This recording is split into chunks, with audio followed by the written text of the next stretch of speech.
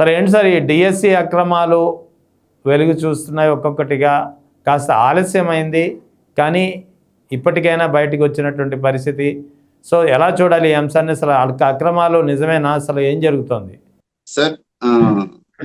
ఇక్కడ ఆలస్యం అయింది అనే విషయం కంటే కూడా ఈ రాజకీయ నాయకులు ఈ విషయాన్ని టేకప్ చేయడానికి ఆలస్యమైంది, అంతేగాని నిరుద్యోగులు మాత్రం మొదటి నుంచి ఎప్పుడైతే అన్యాయం జరిగిందని భావించారో ఆ రోజు నుంచి కూడా న్యాయ పోరాటం చేస్తూనే ఉన్నారు సార్. దాదాపు ఈ రోజు కోర్టులో కూడా 200 కేసుల వరకు పెండింగ్ లోనే ఉన్నాయి. ఇవన్నిటి ఒక్కొక్క ఆడియో టేపు తర్వాత సెలక్షన్ ప్రాసెస్ లో జరిగినటువంటి ఈ అక్రమాలు, లేకపోతే సరైన ప్రాసెస్ లో జరగకపోవడం, ఈ స్ఫోటకు సంబంధించి అనేకమైనటువంటి వివాదాలు రావడం, వీటన్నిటిని కూడా పేపర్లో పత్రికల్లో వచ్చిన తర్వాత దీని రాజకీయ పార్టీలు అనేటువంటి వైసీపీ వాళ్ళు దాన్ని టేకప్ చేయడం, రాష్ట్ర వ్యాప్తంగా దాని మీద ఆందోళన బాట చెప్పడంతో ఈ రోజు ప్రజలందరికీ తెలిసింది. కానీ దీని మీద నిరుద్యోగులు మాత్రం చాలా స్పష్టంగా ఆ రోజు నుంచి కూడా ఈ రోజు వరకు కూడా న్యాయ పోరాటం చేస్తూనే ఉన్నారు. వాళ్ళు ఎక్కని గడపలేదు, తొక్కని మెట్లు లేవు, వాళ్ళకి న్యాయం జరగలేదనే ఈ రోజు జగన్మోహన్ రెడ్డి గారిని వెళ్ళి కలవడం జరిగిందండి. ఈ రోజు అసలు వాస్తవానికి అసలు మెగా డిఎస్సి నిర్వహణలో జరిగినటువంటి అన్ని అక్రమాలు ఎలా జరిగాయంటే ఏం చెప్తారు మీరు? ఏంటంటే ఏ అన్యాయాలు ఎలా జరిగాయి సార్? ఇక్కడ ప్రధానంగా కొన్ని అంశాలు మీ దృష్టికి తీసుకొచ్చే ప్రయత్నం చేస్తాను సార్. ఇక్కడ నవీన్ అనే వ్యక్తి ఎస్సీఆర్టీలు కాంట్రాక్ట్ ఉద్యోగంగా పనిచేస్తున్నాడు సార్. ఆయన ఆ కాంట్రాక్ట్ ఉద్యోగంగా పనిచేస్తున్నటువంటి వ్యక్తికి కృష్ణా జిల్లాలో టాపర్ గా వచ్చారు. ఆయన డిఎస్సిలో టాపర్ లో వచ్చారు. తర్వాత ఇంకో మెథడాలజీ తెలుగు రాశారు. ఆ తెలుగులో కూడా ఆయనకి 6th ర్యాంక్ ఒకటి వచ్చింది. 6th ర్యాంక్ వచ్చిన తర్వాత ఈయన యొక్క ఎస్సీఆర్టీలో ఈయన యొక్క డ్యూటీ ఏంటి అంటే ఏదన్నా కంప్యూటర్ ఆపరేటర్ గా పనిచేస్తున్నారు. ఇతని చేతే క్వశ్చన్ పేపర్ అప్లోడ్ చేపించారు అనేటువంటి ఆరోపణలు ఉన్నాయి. తర్వాత మెరిట్ లిస్ట్ పెట్టారు. అతను కృష్ణా జిల్లా టాపర్ గా ఉన్నాడు. టాపర్ గా వచ్చిన తర్వాత ఈ అధికారులందరూ ఏం చేశారంటే ఇతను కృష్ణా జిల్లా టాపర్ గా వచ్చారు, ఇతనేమో ఇక్కడ పనిచేస్తున్నారు, ఇదే మన శాఖలోనే పనిచేస్తున్నారు, క్వశ్చన్ పేపర్ కూడా ఇతనే అప్లోడ్ చేశాడు, ఈ విషయం బయటకు బొక్కితే చాలా ప్రమాదం అని చెప్పి అతను పోస్ట్ ఇవ్వకుండా పక్కన పెట్టారనేటువంటి ప్రధానమైన ఆరోపణ. దాని మీద అతను కోర్టుకి వెళ్ళారు. నాకు పోస్ట్ ఎందుకు ఇవ్వలేదు అనేటువంటి కోర్టుకి వెళ్ళారు. కోర్టుకి వెళ్ళిన తర్వాత వీళ్ళు చెప్పేటువంటి సమాధానాలు, అధికారులు చెప్పేటువంటి సమాధానాలు పొంతన లేకుండా ఉన్నాయి. అతను వాళ్ళు ఏం చెప్తున్నారంటే ఇతను నవీన్ అనే వ్యక్తి మా ఇన్స్టిట్యూట్ లో మా ఎస్సీఆర్టీలో పనిచేస్తున్నాడు కాబట్టి అతను మాకు ఎగ్జామ్ రాస్తున్నాడని ఇంటిమేషన్ కంపల్సరీ ఇవ్వాలి, ఇవ్వలేదు కాబట్టే మేము అతన్ని రిజెక్ట్ చేసామని చెప్పి మొదటిసారి చెప్పారు. తర్వాత ఏమంటున్నారు వీళ్ళు, ఇతను కాల్ లెటర్ కి ఇతను సర్టిఫికేట్ వెరిఫికేషన్ కి అసలు రానే రాలేదు, అందువల్ల ఇతను పక్కన పెట్టామంటున్నారు. అసలు విషయం ఏంటంటే అతను ఐడిని బ్లాక్ చేయడం జరిగింది. దీని మీద అతను కోర్టుకు వెళ్ళాడు. ఇక్కడ ప్రధానంగా మనం అనుమానించాల్సిన విషయం ఏంటంటే ఈ క్వశ్చన్ పేపర్ నిజంగా లీక్ అయిందా లేదా, లీక్ కాకపోతే అతనికి వచ్చినటువంటి ఫస్ట్ ర్యాంకు యాదృచ్ఛికమా లేకుంటే అత్యంత అనుమానించాల్సిన విషయం అనేది మనం పరిగణలోకి తీసుకోవాలి. రెండో పాయింట్ వచ్చేసి ఇది ఇతని వరకే ఆగిందా లేకుంటే ఇంకా ఎవరికైనా వెళ్ళిందా, ఇతని ద్వారా ఎవరికైనా చేతులు మారాయా అనే అనుమానాలు కూడా లక్షలాది నిరుద్యోగుల్లో ఈ రోజు మొదలైంది. లక్షలాది నిరుద్యోగుల్లో అనుమానాలు అయితే మొదలైనవి. Point 1 sir. సెకండ్ పాయింట్ వచ్చేసి ఇక్కడ ప్రాసెస్ ఎలా జరుగుతుంది, ఏ విధంగా అక్రమాలు జరిగాయి లేకపోతే అవకతవకలు జరిగాయి అనే అభ్యర్థుల్లో ఏ విధమైన ఆందోళన ఉందంటే మెరిట్ లిస్ట్ ఎలా ప్రిపేర్ చేస్తారో నేను మీకు టెక్నికల్ గా కూడా చెప్తాను సార్. మీకు మెరిట్ లిస్ట్ అనేది ఏం చేస్తారంటే జివో నెంబర్ 77 ప్రకారం హారిజంటల్ వర్టికల్ రిజర్వేషన్స్ అనేటివి ఉంటాయి సార్. హారిజంటల్ వర్టికల్ రిజర్వేషన్స్ అంటే స్పోర్ట్స్ కోటా కావచ్చు, ఫిజికల్లీ హ్యాండిక్యాప్డ్ కావచ్చు, తర్వాత ఎక్స్ సర్వీస్ మెన్ కావచ్చు, వీళ్ళకి ఇచ్చేటువంటి వాటిని మనం హారిజంటల్ రిజర్వేషన్స్ అంటాం. సెకండ్ వచ్చి వర్టికల్ రిజర్వేషన్స్ అంటే ఎస్సీ, ఎస్టీ, ఓబీసీ తర్వాత ఎకనామిక్ సెక్షన్స్ ఇచ్చేటువంటి వాటిని, క్యాస్ట్ కి ఇచ్చేటువంటి వాటిని వర్టికల్ రిజర్వేషన్స్ అంటారు. ఈ రెండింటిని కలిపి మాత్రమే మెరిట్ లిస్ట్ ప్రిపేర్ చేస్తారు.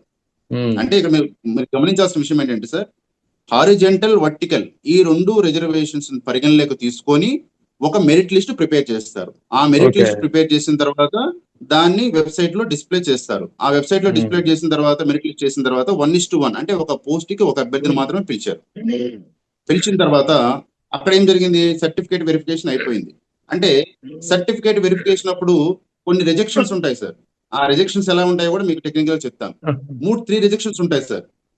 ఒకటి వచ్చేసి వాళ్ళ క్వాలిఫికేషన్ సంబంధించి సర్టిఫికేట్ సరిగ్గా ఉందా లేదా పరిశీలన చేస్తారు సార్. సెకండ్ది వచ్చి కాస్ట్, వాళ్ళ యొక్క కులం, వాళ్ళకు పెట్టినటువంటి కులం కరెక్ట్ సరైందా కాదా అనేది పరిశీలిస్తారు. మూడో అంశం వచ్చేసి వాళ్ళు local candidates non local candidate అనేటువంటి కుల ఆ డాక్యుమెంట్ ని చేస్తారు. ఆ 3 డాక్యుమెంట్స్ ప్రాపర్ గా ఉంటే వాళ్ళకి ఆ సర్టిఫికేట్ వెరిఫికేషన్ సక్సెస్ఫుల్ అయినట్టే, ఇంకా 100% ఉద్యోగం వచ్చినట్టే. ఎందుకంటే ఒక పోస్ట్ కి ఒక్కరిని మాత్రమే పిలిచారు కాబట్టి.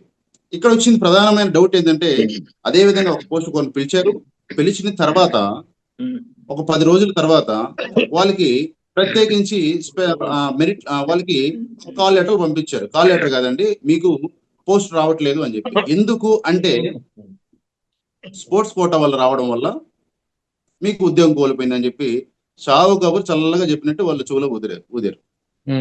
వాళ్ళు నిర్ఘాంతపోయారు. ఈ 10 రోజుల్లో మాకు ఉద్యోగం వస్తుందని ఇంట్లో కుటుంబం అంతా సంతోషంగా ఊరంతా చెప్పుకొని సంబరాలు చేసుకొని ఆనందపడుతున్న సమయంలో నీకు ఉద్యోగం రాలేదు అంటే, ఎందుకు రాలేదయ్యా అంటే నాకు ఏం చెప్తున్నారు, నీ జాబు హారిజెంటల్ రిజర్వేషన్ వల్ల నీ జాబ్ పోయింది, హారిజెంటల్ రిజర్వేషన్ వల్ల నీ ఉద్యోగం కోల్పోయారు, స్పోర్ట్స్ వాళ్ళు వచ్చారంటారు.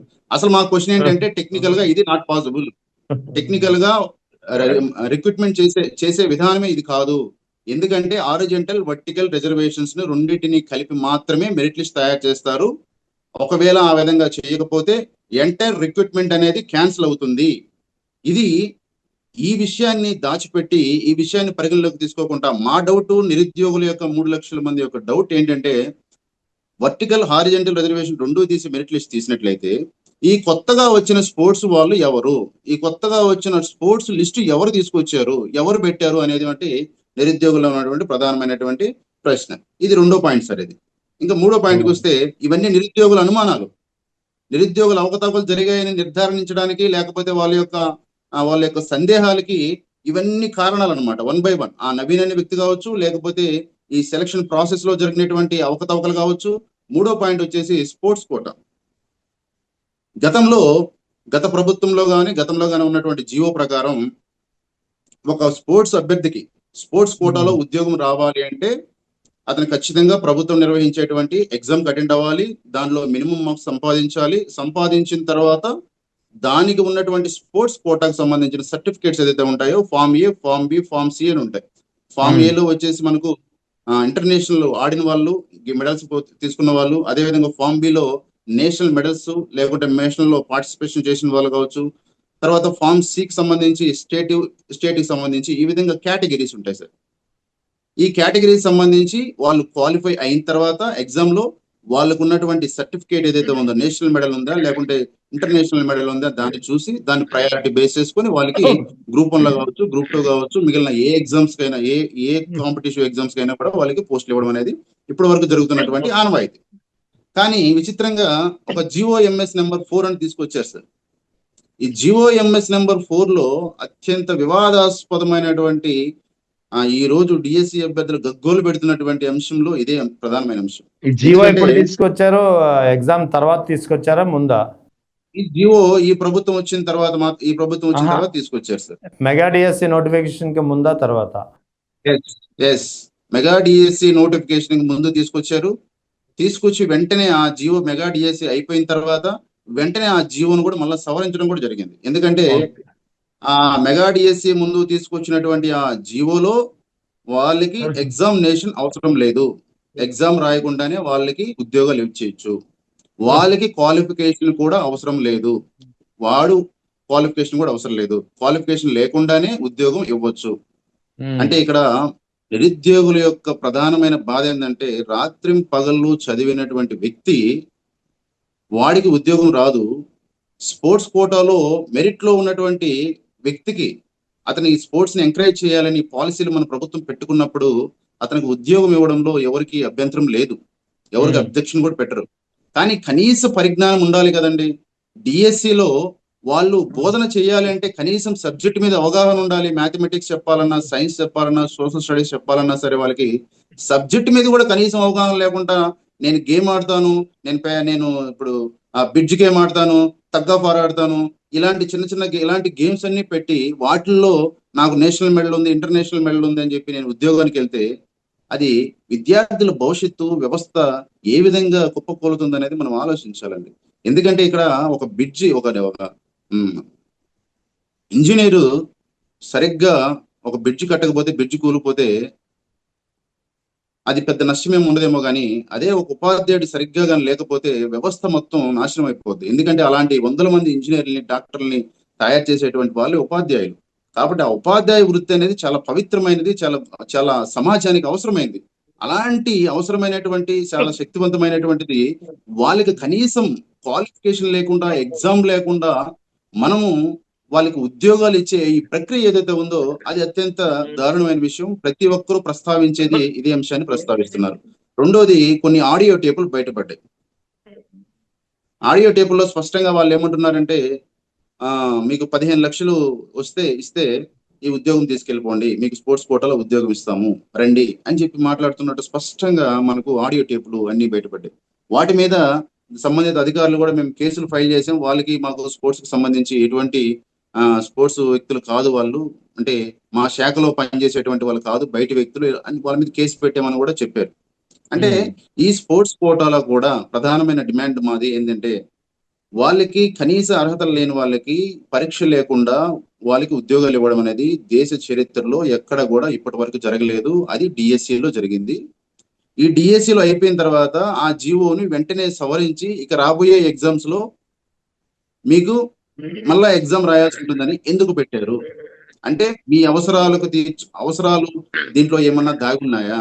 దీంట్లో మీరేమన్నా అక్రమాలకు పాల్పడి దానికేమన్నా మీరు చేశారా అనేది 3 లక్షల మంది నిరుద్యోగులు ఈ రోజు సందేహాలు వ్యక్తం చేస్తా ఉన్నారు సార్. ఇది థర్డ్ పాయింట్. ఈ విధంగా ఇంకొక పాయింట్ ఏంటంటే సిబిఎస్ఈ సిలబస్ చదివిన వాళ్ళు, ఉర్దూ మీడియం చదివిన వాళ్ళు టీచర్ పోస్టులకు అర్హులు కాదా సార్? ఈ రాష్ట్రంలో అర్హులు కాదా వాళ్ళు? ఎందుకు చెప్తున్నాను అంటే మీకు ఉర్దూ మీడియంలో చదివిన అక్కడ నోటిఫికేషన్ లో మాత్రం క్లియర్ గా మెన్షన్ చేస్తున్నారు ఎనీ లాంగ్వేజ్ అనేసి.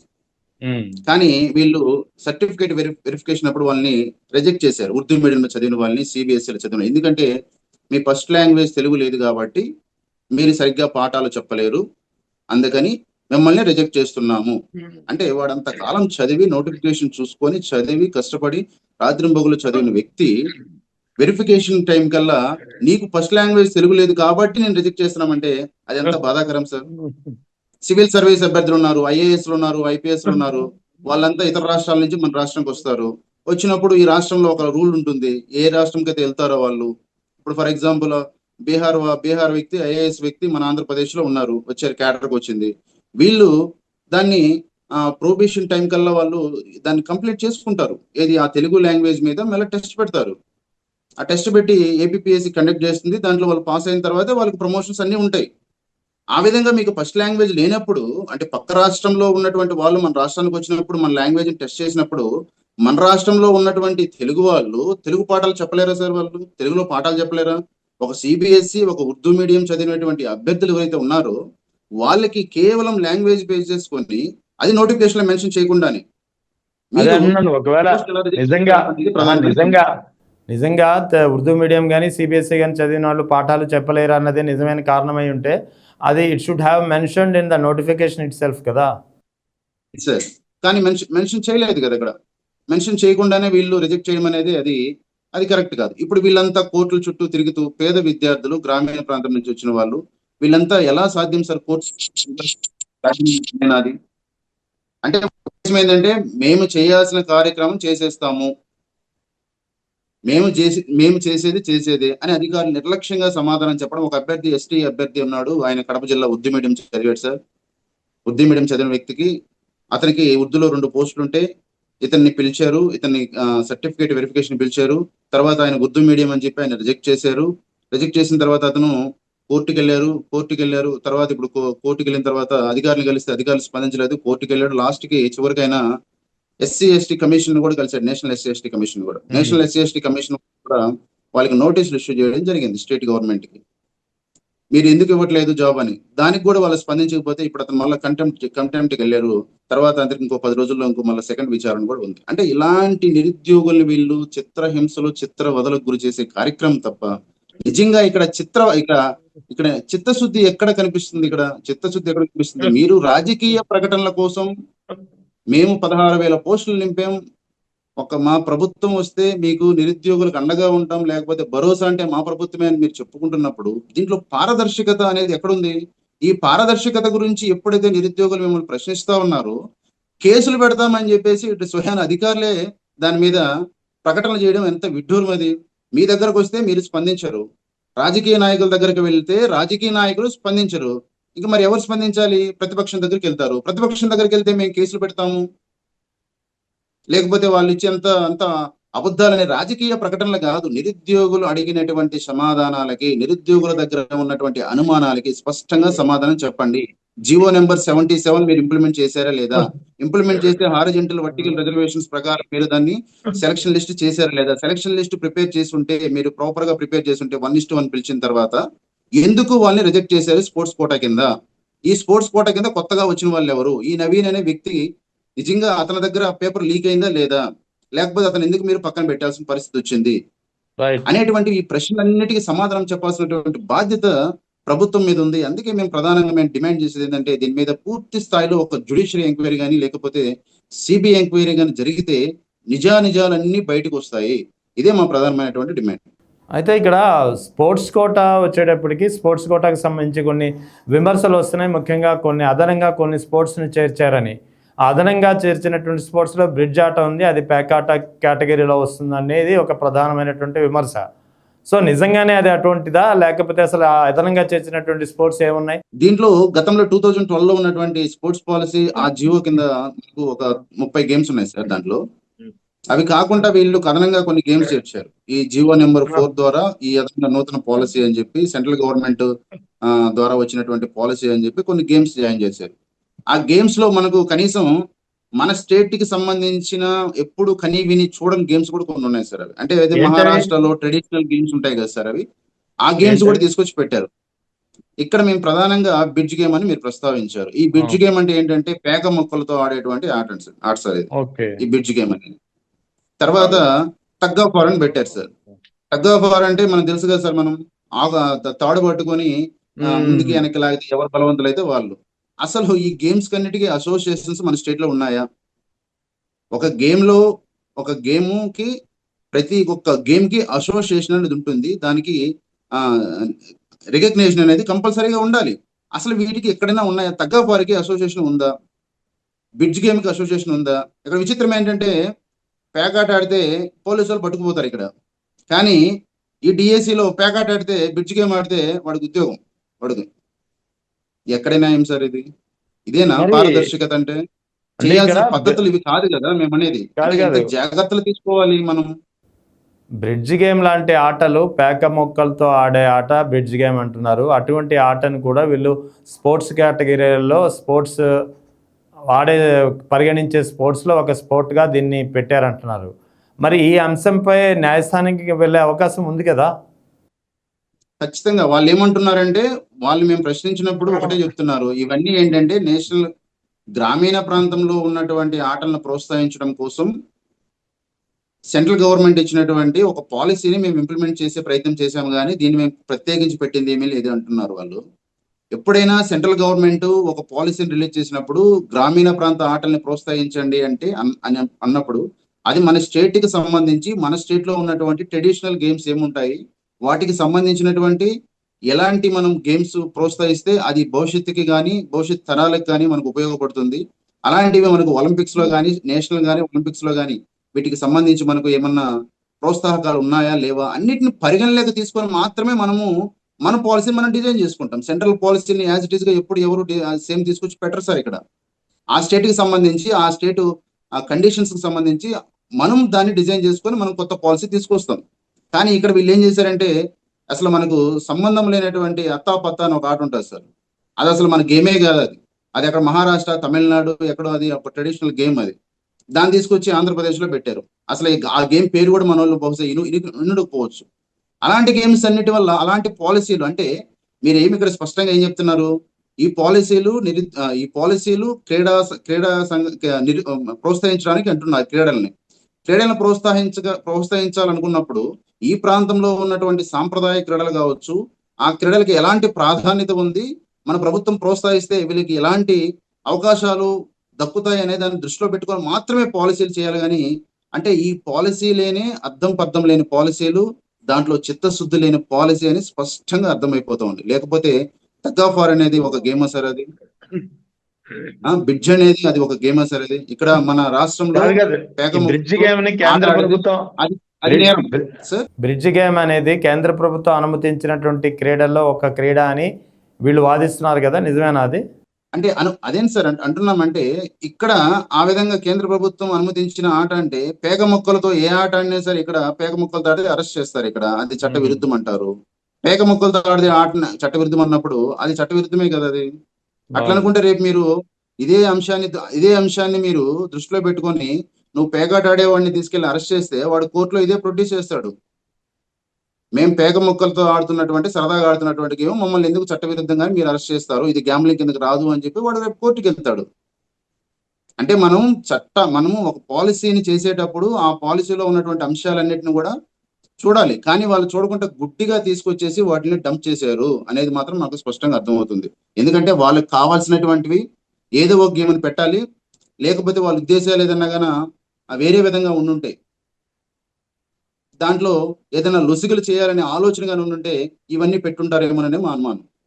అయితే ఇక్కడ నిన్న బాధితులు అందరినీ వైఎస్ జగన్ కలిసిన పరిస్థితి, వైఎస్ జగన్ కూడా వీళ్ళకి స్పష్టమైనటువంటి హామీ ఇచ్చారు, న్యాయ పోరాటానికి కూడా మేము హెల్ప్ చేస్తామని.